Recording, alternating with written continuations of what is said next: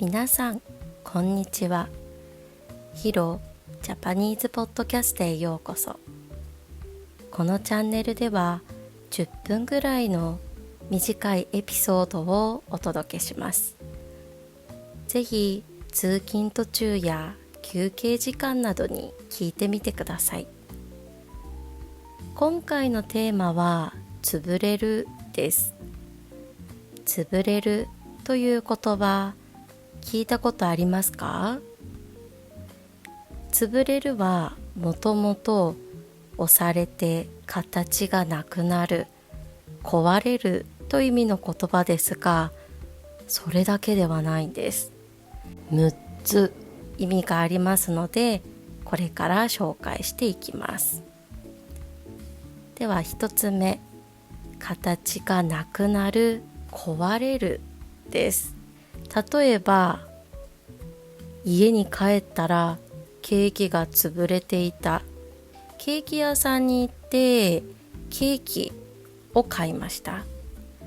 そのケーキを、箱の中に入れてもらって、それを持ちながら電車に乗ったりして歩いたりして家まで着きました。そしたら家に帰っている途中揺れていたせいか、もしくは人に押されたせいかわからないですが、ケーキの形が壊れていた、ぐちゃぐちゃになっていたっていうのがケーキが潰れていたということです。2つ目、働き、機能がなくなるです。体の一部や道具、企画などが役割を果たせなくなるときに使います。例えば、歌いすぎて喉が潰れた。カラオケに行って歌を歌っていたんですが、2、3時間ぐらいずっと歌いっぱなしだったら喉がどんどん疲れてきますよね。声がかすれたり声が出なくなったりすると思います。本来の役割を果たせなくなってしまっているというので、喉が潰れたと言います。3つ目、会社や店が倒産するです。例えば、景気の悪化で会社が潰れた。今もずっと不景気だと思うんですが、そのせいで会社が倒産してしまった。4つ目、対面、心が壊れるです。例えば、事故の知らせに胸が潰れる思いだった。これは本当に胸が潰れたのではなくて、とても心が痛んだということです。もっと簡単に言うと、辛くて心が押しつぶされてしまうような気持ちになったということです。5つ目、機会、時間が無駄になるです。予定していたことができず、時間やチャンスがなくなるときに使います。例えば、渋滞で予定が潰れてしまった。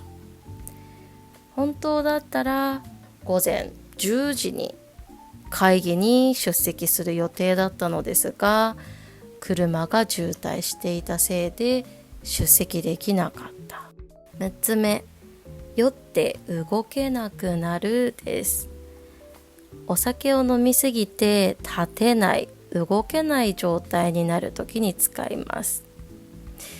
例えば、飲み会で潰れるまで飲んだ。会社で飲み会があると思うんですが、適度に飲むのではなくて、もう立てない、動けない状態になるまで、それぐらいまで飲んでしまう状態を潰れるって言いますね。今6つ紹介しましたが、皆さんもどこかで聞いたことありますかね。今回のテーマは潰れるです。私は先ほど紹介した3つ目ですね。会社や店が倒産するという意味で使われる潰れる、潰れている状況を目の当たりにしてびっくりしたということがあったんです。この前の YouTube でもお話ししましたが、最近地元に行きました。地元で人がたくさん集まる場所っていうのが、駅前だったり、ちょっと駅から離れた人気のストリートがあるんですけど、その駅前や人気のストリートのお店がどんどん潰れていっていたんです。